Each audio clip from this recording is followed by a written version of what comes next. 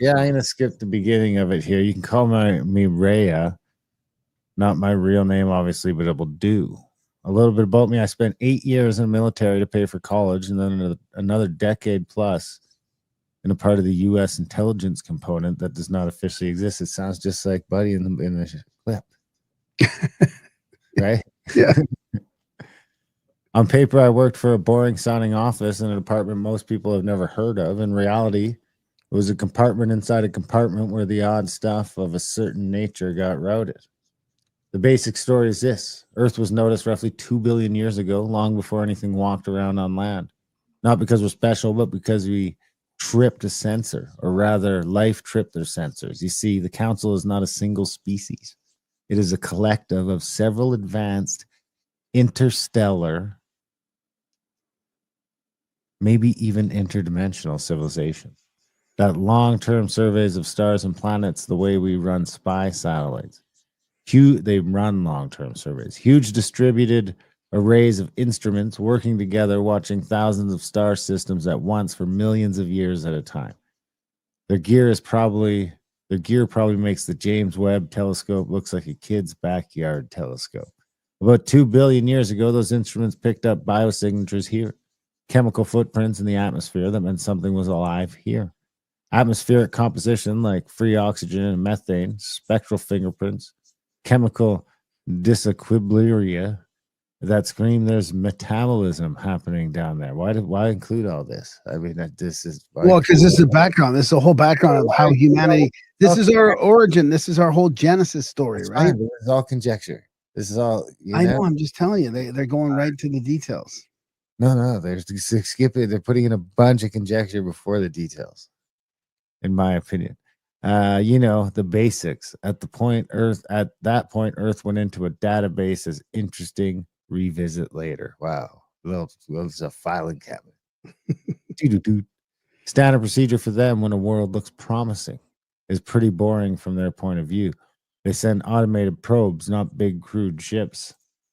Like you see, the weird part started when I was detailed to a small interagency working group at what was called anomalous aerospace and undersea systems. Translation: things detected and showing up on sensors that did not match any known platform, did not behave like clutter, and did not go away when you changed radar modes or swapped optical systems. I was there because I understood both sides of the equation: the physics of the sensors and the intelligence context. You get taught very quickly to treat anything unexplained as a glitch, a calibration issue, operator error, software artifacts, anything that keeps your world tidy. You get used to hear. I mean, it sounds like the beginning of a sci-fi novel. Totally. It's like a Dick Tracy flick. You get used to hearing weird glitch as a catch-all. I mean, that is true, the glitch thing. Except after a while, you notice some of those glitches kept showing up across different systems, different countries, decades apart. Same behaviors, same basic locations, same signature that never quite fits. At some point, you either admit there's a real pattern or you drive yourself crazy trying not to see it. If you're useful and you start asking the wrong questions for long enough, someone eventually pulls you aside, takes you to a skiff, takes your phone, has you sign your life away, and shows you the next layer of the onion in the skiff. The onion goes so deep, I doubt even after years of briefings I've been exposed to anything below a few layers. Even still, most of this is purposely kept off NIPR, and JWICS is done in person. Standard procedure for them, they must have been mixed up in there somehow. Standard procedure for them when the world looks promising is pretty boring from their point of view. They send automated probes, not big crude ships like you see in sci-fi movies. Just small, tough, very smart machines. Those probes come in, mostly target the oceans, and set up self replicating facilities on the seafloor. Those facilities use local materials to build more facilities, more probes, craft that can operate underwater, in the air, in near space, and eventually avatars that can interact with whatever life evolves. These biological, or rather biomechanical avatars are what some people who claim to have been abducted have likely experienced, though they do have what we would call ASI. These beings are not gods. They are technology and they aren't perfect. They make mistakes, glitch out, etc. The reason they base all of that underwater for simple reason. The bottom of the ocean does not care about ice ages, political empires, climate swings, or wars. Temperature and pressures change slowly over what long periods of time. It is fairly stable environment, blah blah blah. Anyway, what do you think?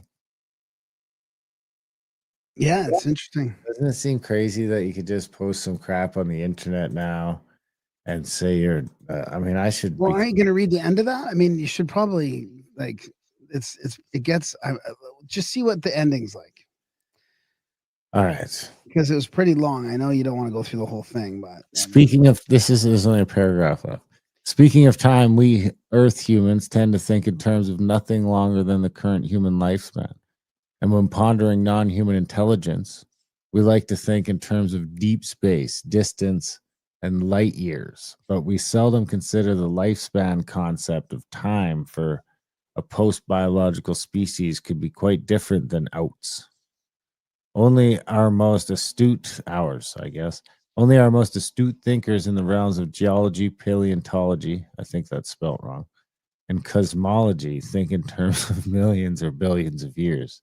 Geologic, I mean, for the whiz kid that got promoted through all the levels. I'm just saying, there's a lot of typos. Geological epochs, cosmological history, that is child's play to the council, for the council, which has a different concept of time, more concerned with deep time, millions of years at a stretch. As such, their infrastructure is designed for that. yeah, I like that. That makes sense. I had a Yeah. feeling you'd like that.